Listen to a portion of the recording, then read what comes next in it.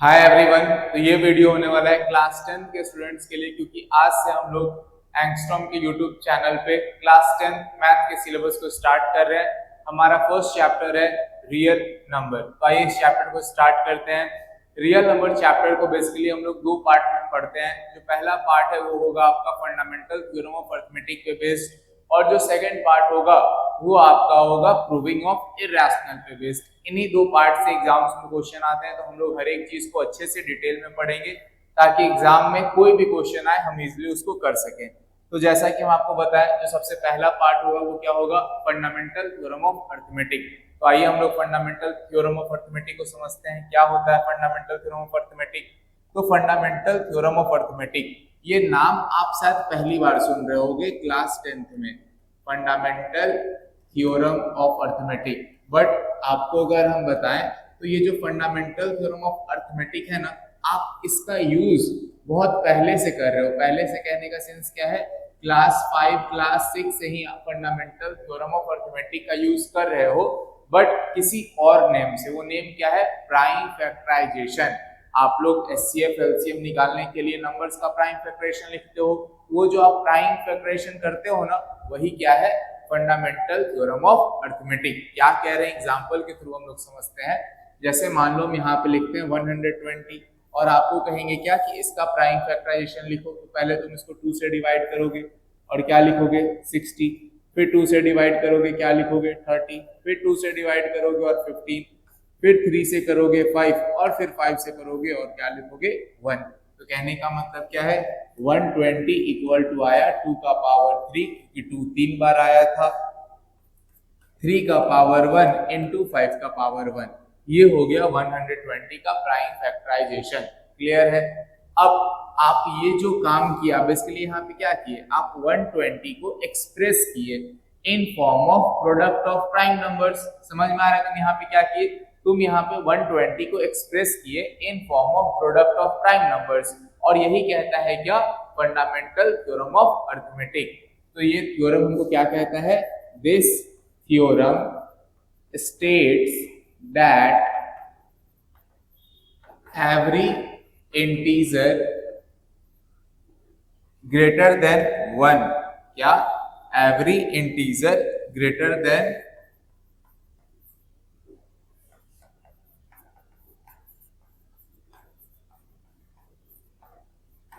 1 can be expressed as product of prime numbers with a unique order। यही statement है किसका, fundamental theorem of arithmetic का। कभी भी अगर आपसे एग्जाम में आए, बताओ फंडामेंटल थ्योरम ऑफ अरिथमेटिक क्या होता है, तो आप क्या कहोगे, this theorem states that every integer greater than 1, कोई भी इंटीजर जो 1 से बड़ा है उसको एक्सप्रेस किया जा सकता है as product of prime numbers with a unique order. ये लास्ट वाला जो लाइन है ना, विथ ए यूनिक ऑर्डर, इसको थोड़ा ध्यान से समझना है। ये यहाँ पे क्या कह रहे हैं, इसका मतलब यहाँ पे क्या है, विथ ए यूनिक ऑर्डर कहने का मतलब होता है कि यहाँ पे जब हम लोग नंबर्स को प्रोडक्ट ऑफ प्राइम नंबर्स के फॉर्म में चेंज करेंगे, तो ये जो ऑर्डर है, ऑर्डर कहने का मतलब जहाँ 2 3 बार आया है, 3 एक बार आया है और 5 एक बार आया है, ये चीज कहीं पे रिपीट नहीं हो सकता है। कहने का मतलब क्या है, सेम ऑर्डर, मतलब 2 3 बार मल्टीप्लाई हो, 3 एक बार मल्टीप्लाई हो और 5 एक बार मल्टीप्लाई हो, तो क्या 120 के अलावा कभी भी कोई दूसरा नंबर आ सकता है? नहीं आ सकता है। कहने का मतलब क्या है, हर एक नंबर के पास जो प्राइम नंबर्स का ऑर्डर है वो क्या होगा, यूनिक होगा। तो इस चीज को आपको समझना है। Fundamental theorem of arithmetic I hope आपको समझ में आ गया होगा। अब नेक्स्ट हम लोग आगे बढ़ते हैं। अब नेक्स्ट जब हम लोग आगे बढ़ेंगे ना, तो हम लोग सबसे पहले क्वेश्चन करेंगे। क्वेश्चन क्या है आपका, क्वेश्चन कुछ इस तरह से रहेगा,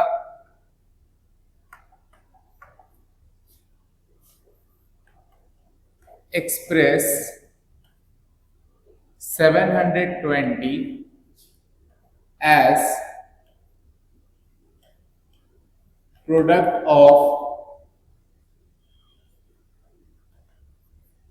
prime numbers and also find the sum of exponents of its prime factors। ध्यान देना है, क्वेश्चन क्या कह रहा है कि आपको 720 को एक्सप्रेस करना है as product of prime numbers और आपको सम फाइंड करना है इसका एक्सपोनेंट का। किसके एक्सपोनेंट का? तो 720 के प्राइम फैक्टर्स के एक्सपोनेंट का सम भी फाइंड करना है। तो सबसे पहले तो हम 720 को एक्सप्रेस करते हैं as product of prime numbers. तो ध्यान देना है, उसके लिए हमको 720 का प्राइम फैक्टराइजेशन लिखना होगा। तो हम लोग यहाँ पे 720 को डिवाइड देते हैं। तो सबसे पहले 720 को 2 से डिवाइड देंगे। जब हम इसको 2 से डिवाइड देंगे तो क्या आ जाएगा? 360। फिर 2 से डिवाइड देंगे तो 180। फिर 2 से डिवाइड देंगे तो 90। फिर 2 से डिवाइड देंगे तो 45। फिर 3 से डिवाइड देंगे तो 15। फिर 3 से डिवाइड देंगे तो 5 और फिर 5 से डिवाइड देंगे तो 1। इस तरह से हम लोग इसको किस फॉर्म में अरेंज कर दिए? प्रोडक्ट ऑफ प्राइम नंबर्स के फॉर्म में अरेंज कर दिए। तो यहाँ ध्यान देना है, 720 इक्वल टू क्या हो जाएगा? यहाँ पे 2 कितनी बार आया है? 2 आया है 4 बार, ये हो जाएगा 2 का पावर 4। 3 कितनी बार आया है? तो 3 आया है 2 बार, ये आपका हो जाएगा 3 का पावर 2। और 5 आया है 1 बार। क्लियर है ना? तो ये मेरा पहला पार्ट का सॉल्यूशन हो गया। कहने का मतलब क्या है? हम 720 को एक्सप्रेस कर दिए as product of prime numbers. इसके बाद हमसे पूछा क्या जा रहा था? Find the sum of exponent. तो sum of exponent of its prime factors, इसके जो प्राइम फैक्टर्स हैं उनके एक्सपोनेंट का सम क्या हो जाएगा? तो ध्यान से यहाँ पे समझना है, यहाँ पे 2 का पावर 4 है, यही ना एक्सपोनेंट है। 3 का पावर 2 और 5 का पावर 1 है, ये हो जाएगा 4 + 2 + 1। तो 7 सेकेंड पार्ट का आंसर हो गया। तो इस तरह का क्वेश्चन एग्जाम में आता है, इसीलिए हम आपको समझा दिए हैं। ध्यान देना है इस तरह के क्वेश्चंस पे। आगे बढ़ते हैं। नेक्स्ट हम लोग को समझना होता है HCF एंड LCM। तो हम लोग यहाँ पे स्टार्ट करते हैं HCF से कि HCF क्या होता है। तो ध्यान देना है, HCF का फुल फॉर्म तो सभी को पता होता है। HCF का फुल फॉर्म क्या होता है? Highest common factor. HCF आपका क्या होता है? Highest common factor. ये है आपका HCF।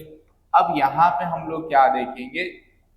Highest common factor full form याद करना तो आसान है, लेकिन आपको इसका मतलब भी समझना है कि आखिर हाईएस्ट कॉमन फैक्टर कहने का मतलब क्या है, सेंस क्या आ रहा है। तो ध्यान से यहाँ पे समझना है।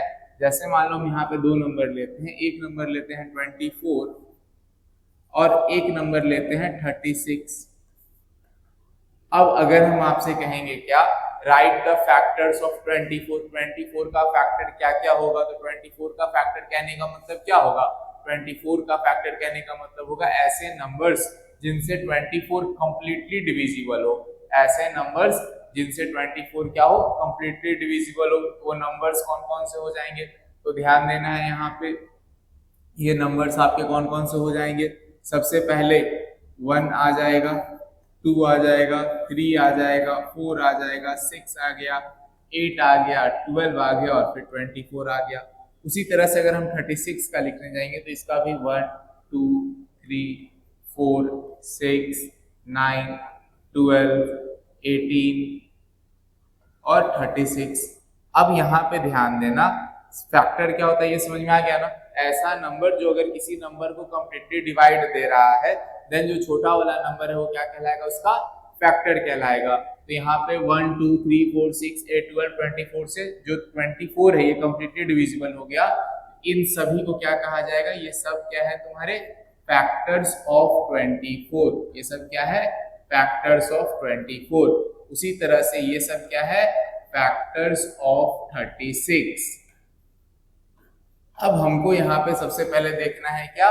कॉमन फैक्टर, कि दोनों का कॉमन फैक्टर क्या है। तो दोनों का कॉमन फैक्टर देखना बहुत आसान है। कैसे आसान है?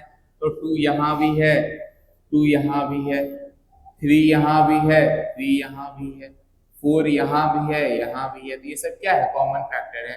6 यहाँ भी है, 6 यहाँ भी है, 12 यहाँ भी है, 12 यहाँ भी है। तो कहने का मतलब क्या? टोटल 1 2 3 4 5 कॉमन फैक्टर है। इसमें से हाईएस्ट मतलब सबसे बड़ा कॉमन फैक्टर कौन है? HCF। HCF मतलब क्या होता है? Highest common factor. तो अगर हम कहेंगे HCF ऑफ 24 और 36, तो ये क्या हो जाएगा तुम्हारा? ये हो जाएगा 12। क्यों? क्योंकि 12 जो है वो सबसे बड़ा कॉमन फैक्टर है 24 और 36 का। इसको एक तरह से और समझना है, जो आपका HCF है 24 एंड 36 का, तो एग्जाम में ऐसे भी पूछ सकता है क्या? Find the greatest number. क्या? Find the greatest number which completely divides 24 and 36। तो बेसिकली अगर हम कह रहे हैं 24 और 36 का HCF 12 है, तो इसका मतलब ये होता है कि 12 जो है वो सबसे बड़ा नंबर है। 12 इज द ग्रेटेस्ट नंबर जो कंप्लीटली डिवाइड दे रहा है किसको? 24 एंड 36 को। तो एग्जाम में कई बार डायरेक्ट HCF ना फाइंड करने के लिए आपको क्या फाइंड करने के लिए कहेगा? Find the greatest number which completely divides 24 and 36। तो ध्यान में रखना है, अगर कभी भी ऐसा क्वेश्चन आए जिसमें आपसे पूछा जाएगा find the greatest number which completely divides any two number, then you have to find the HCF of two given numbers in the question. Clear है? क्वेश्चन में जो भी दो नंबर दिया रहेगा उसका HCF आपको फाइंड करना है। अब जिस तरह से हम लोग HCF समझे हैं, उसी तरह से नेक्स्ट अब हम लोग LCM समझते हैं। तो फुल फॉर्म इसका भी सभी को पता रहता है। अगर हम बात करते हैं LCM की, तो इसका जो फुल फॉर्म होता है ये हो जाता है लोएस्ट कॉमन मल्टीपल। LCM का फुल फॉर्म क्या हो जाता है? Lowest common multiple. ठीक, ये आपका फुल फॉर्म हो गया किसका? LCM का, लोएस्ट कॉमन मल्टीपल। अब यहाँ पे मल्टीपल क्या होता है? जैसे फैक्टर का मतलब हम लोग क्या समझे थे? ऐसा नंबर जो किसी नंबर को कंप्लीटली डिवाइड कर रहा है, तो वो उसका क्या कहलाएगा? फैक्टर कहलाएगा। अब मल्टीपल क्या होता है? तो मल्टीपल और मल्टीप्लाई सेम साउंड कर रहा है ना। तो अगर आप किसी भी नंबर को किसी दूसरे नंबर से मल्टीप्लाई करते हो, जैसे मान लो हम यहाँ पे एक नंबर लेते हैं 8, ठीक, और एक नंबर हम लेते हैं 12। क्लियर है? अब अगर हम यहाँ पे 8 और 12 को लिखेंगे, दोनों के मल्टीपल को लिखना चाहेंगे, तो उसके लिए हमको क्या करना होगा? 8 को मल्टीप्लाई करना होगा दूसरे नंबर से। जैसे 8 को अगर 1 से मल्टीप्लाई करेंगे तो 8 आएगा, 2 से करेंगे तो 16 आएगा, 3 से करेंगे तो 24 आएगा, उसके बाद करेंगे तो तुम्हारा 32 आएगा, फिर 40 आएगा, फिर 48 आएगा, फिर 56 आएगा, फिर 64 आएगा। ये आपका चलते जाएगा इनफाइनाइट का। कहने का मतलब क्या है? हर एक नंबर के पास इनफाइनाइट नंबर ऑफ मल्टीपल्स होता है। फैक्टर्स का नंबर लिमिटेड होता है, बट मल्टीपल्स का नंबर इनफाइनाइट होता है। उसी तरह से अगर हमको 12 का मल्टीपल लिखना है, तो हम पहले तो 12 लिखेंगे, फिर 24 लिखेंगे, फिर 36 लिखेंगे, फिर 48, फिर 60, फिर 72, फिर 90, 84, और ये आपका सो ऑन चलते जाएगा। अब यहाँ पे फिर से ध्यान देना, कॉमन मल्टीपल बहुत सारे हैं ना। जैसे 24 यहाँ भी है, 24 यहाँ भी है, 48 यहाँ भी है, 48 यहाँ भी है। आगे बढ़ेंगे तो 72 तुम्हारा इधर भी आएगा, 72 तुम्हारा इधर भी आया हुआ है।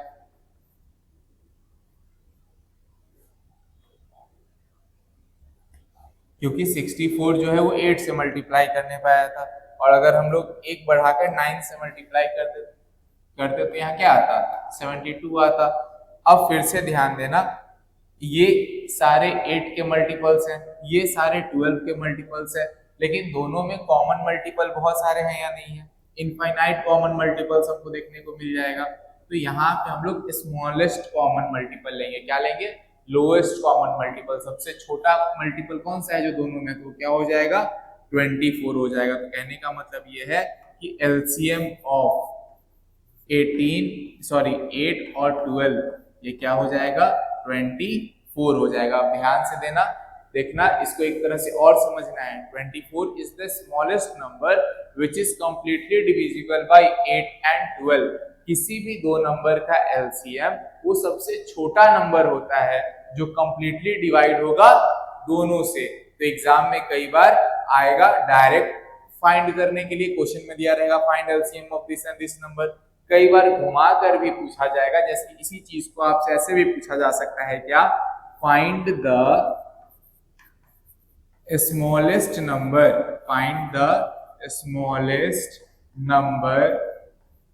which is completely divisible by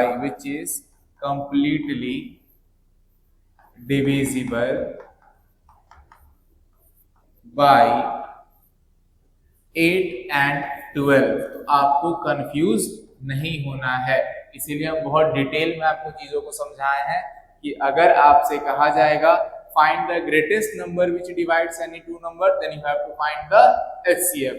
और अगर कहा जाएगा find the smallest number which is divisible by any two number, वहां क्या फाइंड करेंगे एलसीएम। ये चीज ध्यान में रखना है। अब हम लोग कुछ क्वेश्चंस देखते हैं। जैसे अगर आपसे कहा जाएगा क्या find HCF and LCM of 36, 90 and 120। किस चीज का 36, 90 एंड 120। 120 क्लियरली दिख रहा है आप लोगों को, बार बार सेव क्यों किया जाता है। 36, 90 एंड 120 इसको थोड़ा और क्लियर लिखते हैं यहाँ पे। Find the HCF and LCM of 36, 90 and 120 by using fundamental theorem of arithmetic। by using fundamental theorem of arithmetic। तो ध्यान से समझना है क्वेश्चन क्या कह रहा है। क्वेश्चन क्या कह रहा है कि आपको एचसीएफ एंड एलसीएम फाइंड करना है 36, 90 एंड 120 का by using fundamental theorem of arithmetic. तो फंडामेंटल थ्योरम ऑफ अरिथमेटिक कहने का मतलब क्या है, प्राइम फैक्टराइजेशन के हेल्प से आपको यहाँ पे एचसीएफ एंड एलसीएम फाइंड करना है। तो ध्यान देना है हम लोग इसको कैसे फाइंड करते हैं। तो सबसे पहला काम क्या होगा 36 का प्राइम फैक्टराइजेशन लिखना। तो हम लोग 36 का जब प्राइम फैक्टराइजेशन लिखेंगे तो पहले इसको 2 से डिवाइड करेंगे।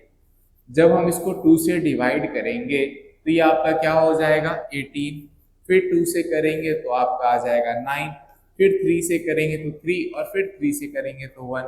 जिस तरह से 36 का लिखे हैं उसी तरह से अब 90 का भी लिखते हैं। तो 90 को पहले 2 से करेंगे तो आपका 45 आ जाएगा, फिर 3 से करेंगे तो 15, फिर 3 से डिवाइड करेंगे तो 5 और फिर 5 से करेंगे तो 1 हो गया। अब उसी तरह से 120 का भी किया जाएगा। तो 120 का हम लोग जब करेंगे तो पहले 2 से लगाएंगे तो 60, फिर 2 से लगाएंगे तो 30, फिर 2 से लगाएंगे तो 15, फिर 3 से लगाएंगे तो 5 और फिर 5 से लगाएंगे तो 1।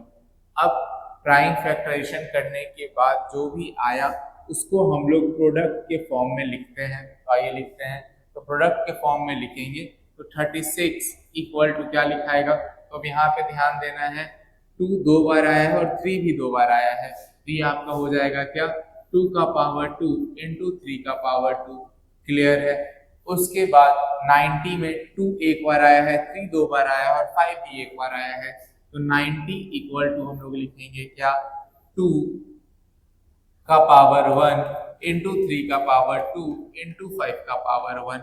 और उसी तरह से जब 120 को देखा जाएगा तो यहाँ पे आपका 2 3 बार आया है। तो 2 का पावर 3 इंटू 3 का पावर 1 इंटू 5 का पावर 1।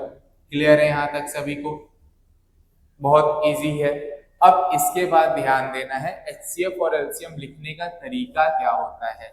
जैसे मान लो अगर आपको एचसीएफ लिखना है, क्या लिखना है एचसीएफ लिखना है 36, 90 और 120 का। तो यहाँ पे हमको जो प्राइम नंबर्स यहाँ पे इतना सारा दिख रहा है ना, उसमें से प्राइम नंबर्स को सिलेक्ट करना होता है। तो प्राइम नंबर्स को सिलेक्ट करने का तरीका क्या होता है, हम ऐसे प्राइम नंबर्स को देखेंगे जो तीनों के पास हो। जैसे 2 जो है वो तीनों के पास है, अगर आप ध्यान दोगे तो जो 2 है यहाँ पे वो तीनों के पास है। 2 इसके पास भी है, इसके पास भी और इसके पास भी है, तो यहाँ पे 2 आ जाएगा। क्लियर है ना। उसके बाद ध्यान देना 3 इसके पास भी है, इसके पास भी है, इसके पास भी है, तो 3 भी आ जाएगा। अब 5 इन दोनों के पास तो है बट इसके पास नहीं है, तो हम 5 को यहाँ नहीं लेंगे। तो कहने का मतलब ये है, जब हमको HCF लिखना हो, जब हमको क्या लिखना हो, HCF लिखना हो, तो हम ऐसे नंबर्स को सिलेक्ट करेंगे जो तीनों के पास हो। और अगर मान लो 2 नंबर का HCF फाइंड करना है तो ऐसे नंबर को सिलेक्ट करेंगे जो दोनों के पास हो। तो अब यहाँ पे हम लोग देखेंगे HCF में स्मॉलेस्ट पावर को, कि 2 का स्मॉलेस्ट पावर क्या है। तो 2 का स्मॉलेस्ट पावर क्या है, 1, तो यहाँ पे 1 आ जाएगा। 3 का स्मॉलेस्ट पावर क्या है, 1, तो 1 आ जाएगा। तो 2 का पावर 1 इंटू 3 का पावर 1 क्या हो जाएगा, 6।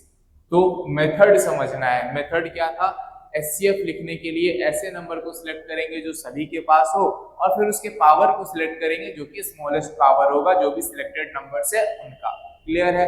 अब इसका जस्ट उल्टा LCM, अगर मान लो हमको LCM लिखना है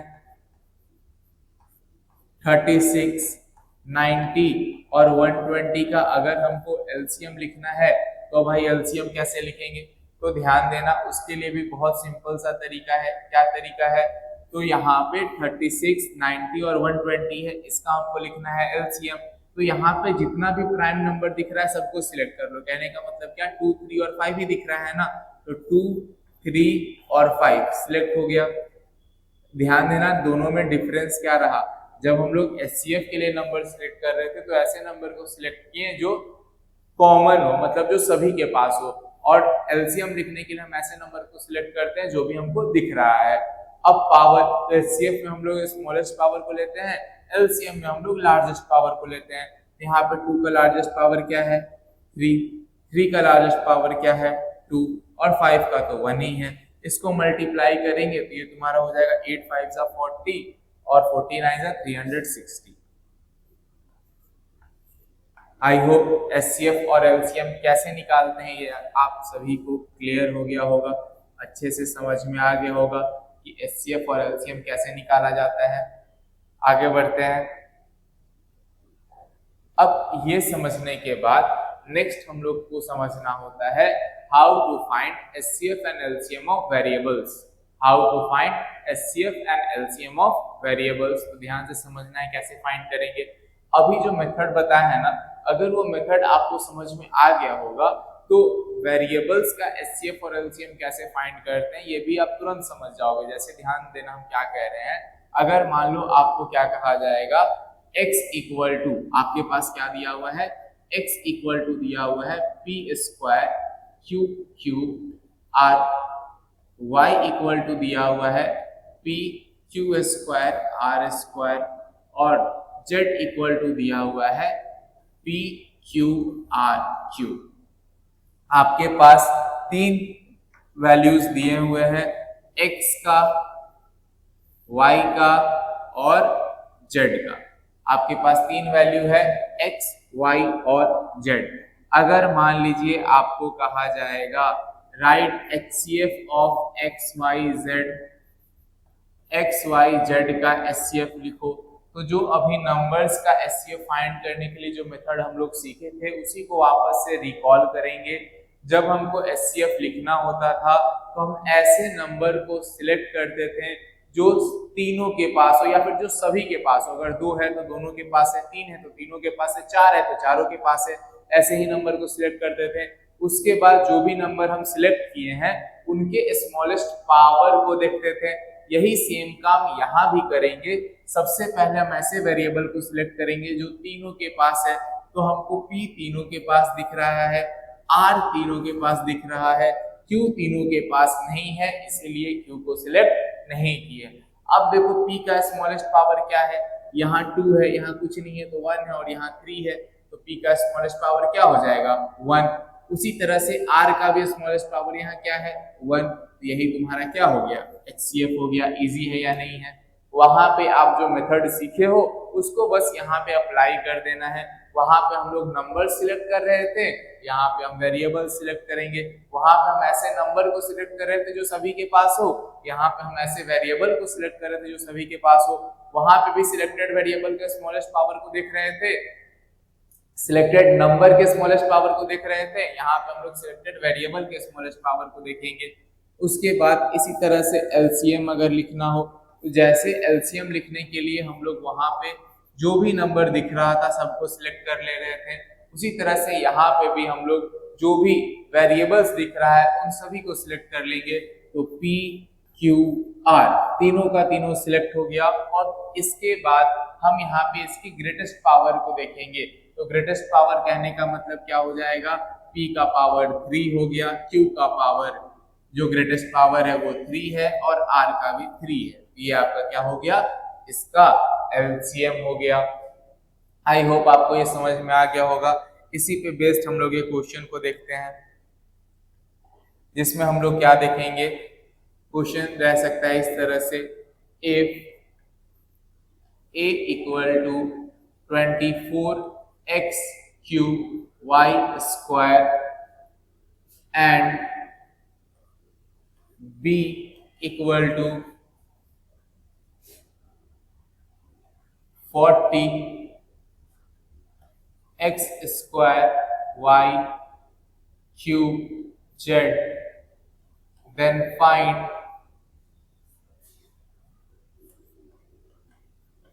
HCF and LCM of A and B। अब यहाँ पे ध्यान से समझना है, क्वेश्चन में आपके पास दो वैल्यू दिया हुआ है, एक A का दिया हुआ है और एक B का दिया हुआ है। A इक्वल टू आपके पास दिया हुआ है 24x क्यूब y स्क्वायर और B इक्वल टू आपके पास दिया हुआ है 40x square y cube z।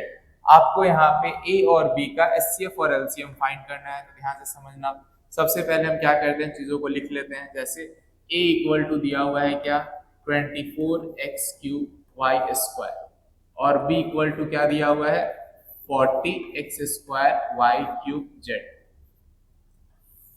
अब ध्यान से समझना है, अगर मान लो हमको लिखना है HCF A और B का, तो दोनों का काम अलग होगा। दोनों का काम अलग कहने का मतलब क्या, जो कांस्टेंट पार्ट है उसका कैलकुलेशन अलग चलेगा, जो वेरिएबल वाला पार्ट है उसका कैलकुलेशन अलग चलेगा। हम क्या करें, ध्यान समझना। सबसे पहले कांस्टेंट वाला पार्ट यहाँ क्या है 24 और यहाँ क्या है 40।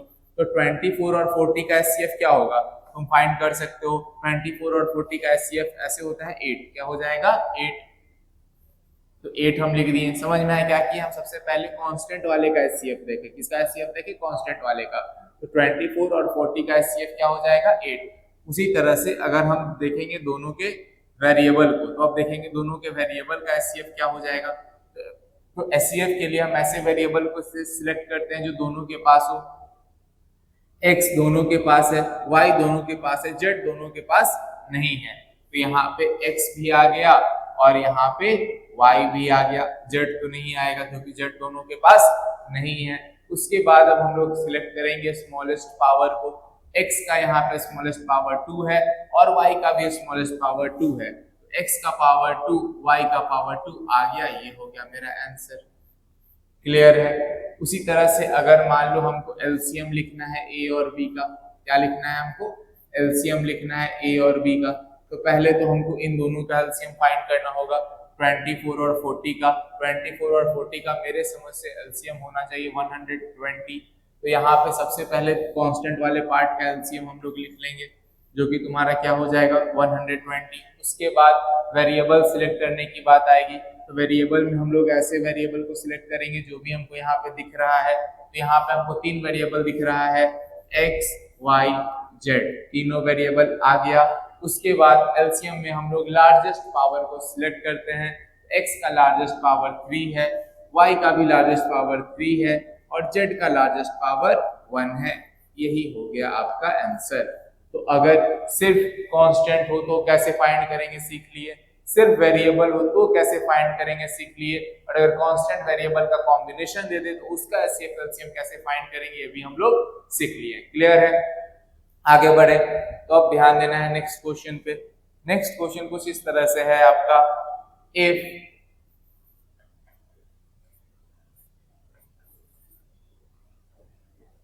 $1,200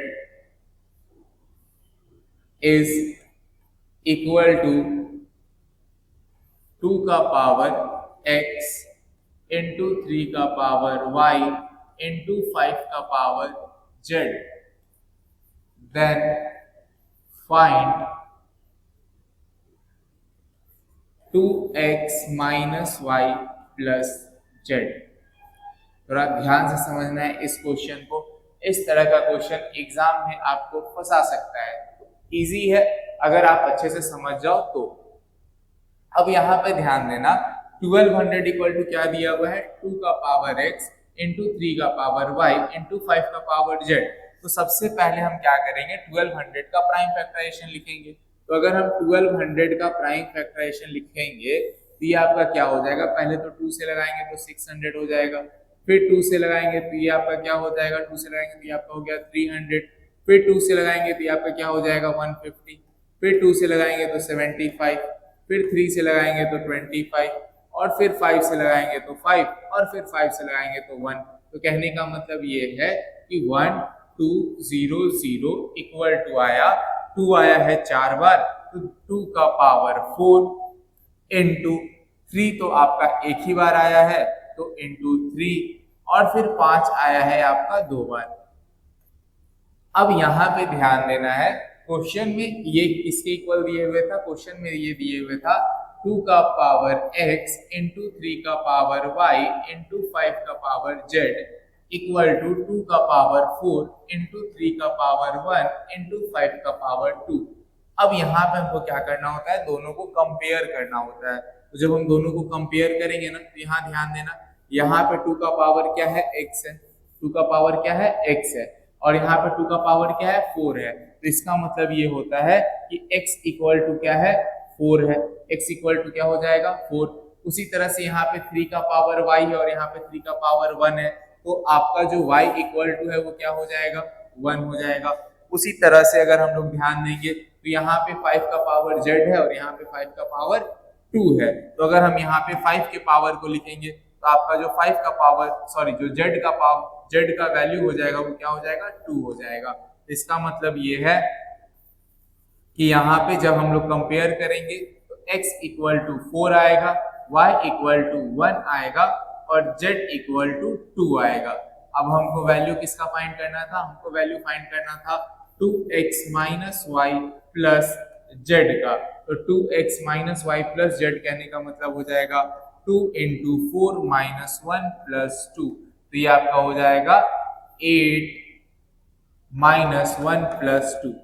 सॉल्व करेंगे तो 9 आपका आंसर आ गया। क्लियर है सभी को, इजी है, समझ में आ गया। आगे बढ़े, इसके बाद हम लोग फंडामेंटल थ्योरम ऑफ अरिथमेटिक को समझ लिए, किस तरह से एचसीएफ और एलसीएम फाइंड करते हैं हम लोग ये समझ लिए। क्लियर है, अगर दो कांस्टेंट नंबर है तो उसका एचसीएफ और एलसीएम कैसे फाइंड करेंगे ये समझे, अगर वेरिएबल है तो कैसे फाइंड करेंगे ये समझे, अगर कांस्टेंट वेरिएबल का कॉम्बिनेशन दे दिया जाए तो कैसे फाइंड करेंगे ये समझे। अब हम लोग थोड़ा पढ़ेंगे रिलेशन के बारे में। रिलेशन किस चीज का, तो ध्यान से समझना है। यहाँ पे हम लोग पढ़ेंगे क्या, रिलेशन। किस चीज का रिलेशन भाई, तो relation of product of two numbers, product of two numbers with product of their HCF and LCM। अब हम लोग समझेंगे किसी भी दो नंबर का रिलेशन, किसी भी दो नंबर के प्रोडक्ट का रिलेशन उन्हीं दो नंबर के HCF और LCM के प्रोडक्ट के साथ क्या होता है। तो बहुत इजी सा रिलेशन है, बस आपको इतना याद करना है क्या, कि प्रोडक्ट ऑफ टू नंबर्स, क्या product of two numbers is equal to, कैसा रिलेशन है तो भाई इक्वल टू का रिलेशन है। जो प्रोडक्ट ऑफ टू नंबर्स है वो इक्वल होता है किसके, product of there HCF and LCM, product of there HCF and LCM. समझ में आया हम क्या कहें, किसी भी दो नंबर का प्रोडक्ट, क्या किसी भी दो नंबर का प्रोडक्ट उन दोनों नंबर के एचसीएफ और एलसीएम के प्रोडक्ट के इक्वल होता है। ये रिलेशन बहुत ज्यादा इंपॉर्टेंट है, इस रिलेशन से काफी ज्यादा क्वेश्चंस एग्जाम में आता है। रिलेशन क्या है फिर से समझ लो, बहुत सिंपल सा रिलेशन है, क्या किसी भी दो नंबर का product, product of any two number, product of any two number is equal to the product of their HCF and LCM। कई बार एग्जाम में आता है कोई भी दो नंबर दे देगा, उसका HCF और LCM फाइंड करने के लिए कहेगा और फिर कहेगा इस रिलेशन को वेरीफाई करो।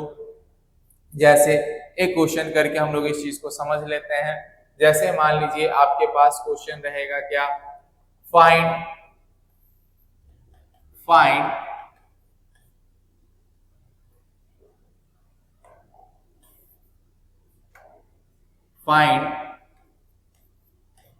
HCF and LCM of 48 and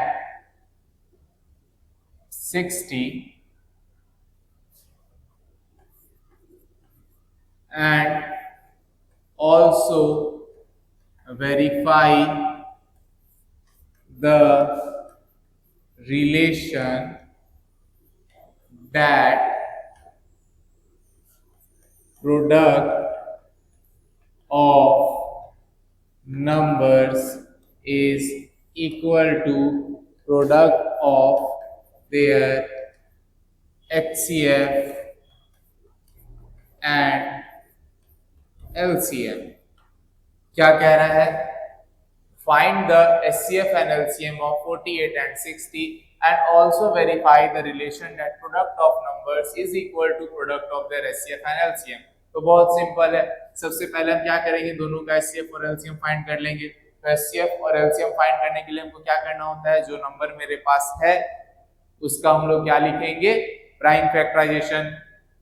तो सबसे पहले 48 का प्राइम फैक्टराइजेशन लिखा जाए तो 2 से डिवाइड करेंगे तो क्या आ जाएगा 24, फिर 2 से डिवाइड करेंगे तो 12, फिर 2 से डिवाइड करेंगे तो 6, फिर 2 से डिवाइड करेंगे तो 3 और फिर 3 से डिवाइड करेंगे तो लास्ट में 1 आ गया मेरे पास। उसी तरह से 60 का प्राइम फैक्टराइजेशन लिख लिया जाए तो 60 का अगर हम लोग प्राइम फैक्टराइजेशन लिख लेंगे तो 2 से लगाएंगे तो 30, फिर 2 से लगाएंगे तो 15, फिर 3 से लगाएंगे तो 5 और फिर 5 से लगाएंगे तो 1। ये आपका 60 का प्राइम फैक्टराइजेशन हो गया। तो 48 इक्वल टू क्या हो जाएगा, 2 का पावर 4 इंटू 3 और 60 इक्वल टू क्या हो जाएगा, 2 का पावर 2 इंटू 3 इंटू 5। नाउ आपको फिर से रिकॉल करना है उस मेथड को जो भी हम लोग इस क्लास में सीखे हैं, किस तरह से HCF और LCM लिखा जाता है। अगर आपको HCF लिखना है 48 और 60 का, तो आप ऐसे नंबर को सिलेक्ट करोगे जो दोनों के पास है, तो 2 और 3 दोनों के पास है, पावर हमेशा स्मॉलेस्ट होगा, तो आपके पास 2 का यहाँ पे स्मॉलेस्ट पावर क्या आया है, 2 का स्मॉलेस्ट पावर आया है 2 और 3 का स्मॉलेस्ट पावर है 1, तो ये आपका हो जाएगा 12।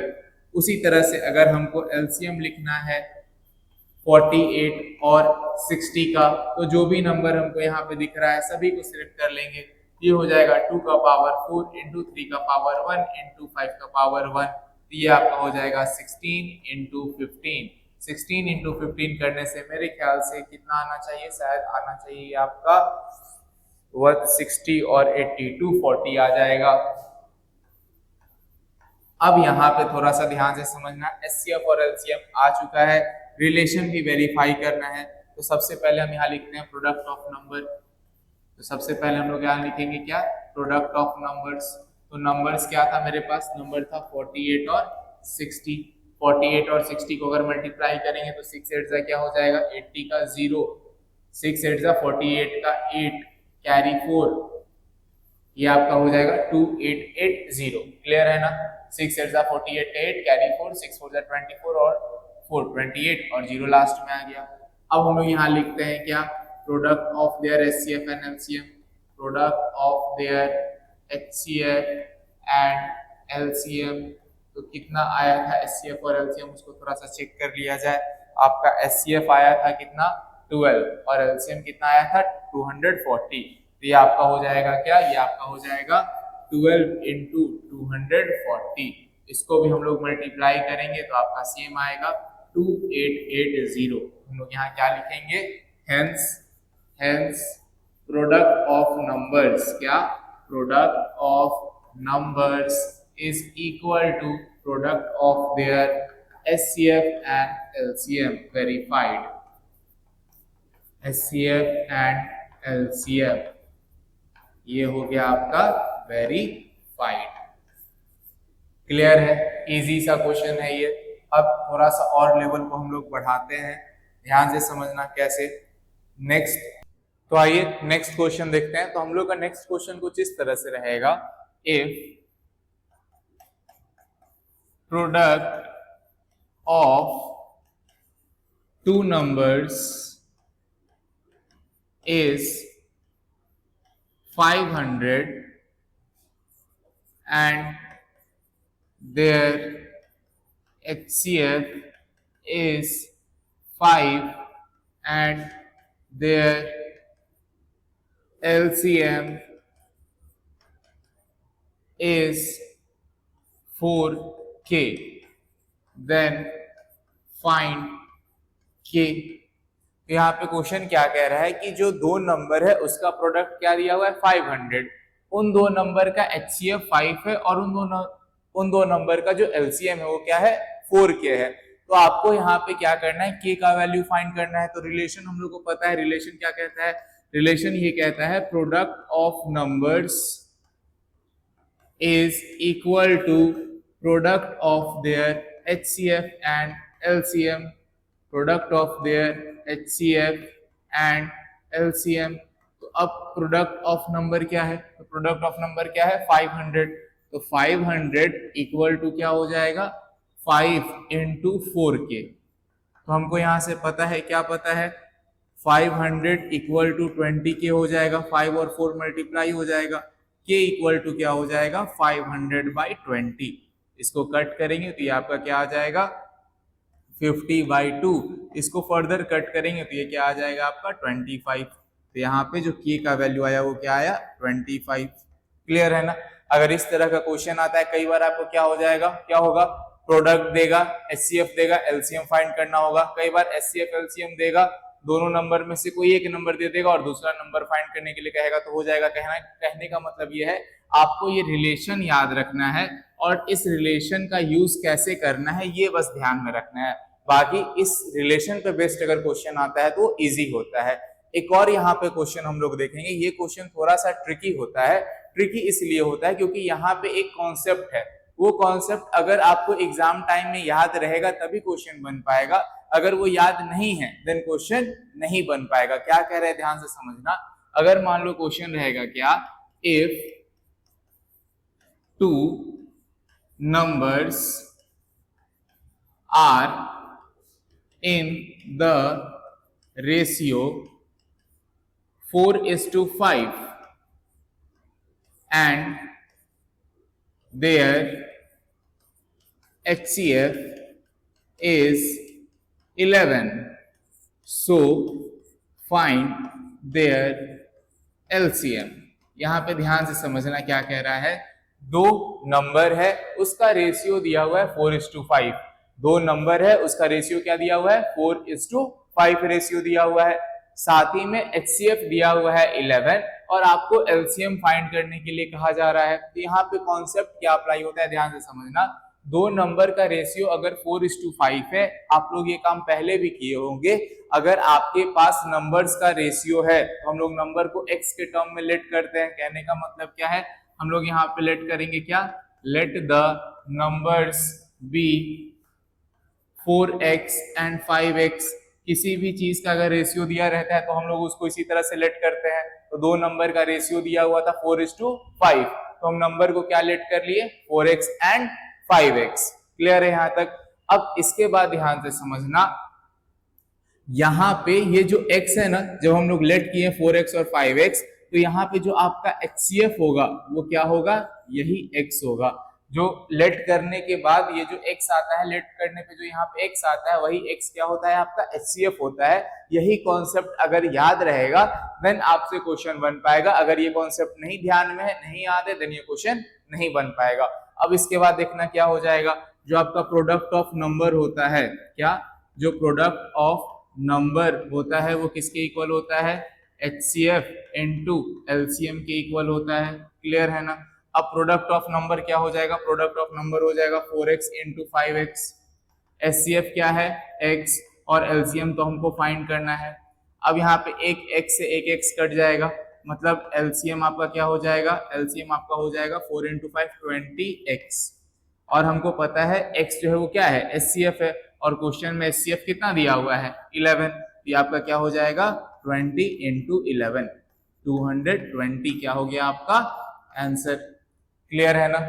तो ये वीडियो यहीं तक रहेगा। इसमें हम लोग क्या क्या समझे, इसमें हम लोग समझे फंडामेंटल थ्योरम ऑफ अर्थमेटिक क्या होता है, HCF LCM कैसे फाइंड करते हैं फंडामेंटल थ्योरम ऑफ अर्थमेटिक का यूज करके, साथ में रिलेशन हम लोग समझे किसका, product of numbers and product of their HCF and LCM। Next video में हम लोग HCF एंड LCM पे ही बेस्ड और डिफरेंट टाइप्स के क्वेश्चन को प्रैक्टिस करेंगे, फिर केस बेस्ड क्वेश्चन को प्रैक्टिस करेंगे। कहने का मतलब क्या है, अभी एक और वीडियो और आएगा जो आपका HCF और LCM पे बेस्ड होगा। उसके बाद देन हम लोग प्रूविंग वाले कॉन्सेप्ट पे चलेंगे। तो थैंक यू वीडियो को एंड तक देखने के लिए। अब हम लोग मिलेंगे नेक्स्ट वीडियो में।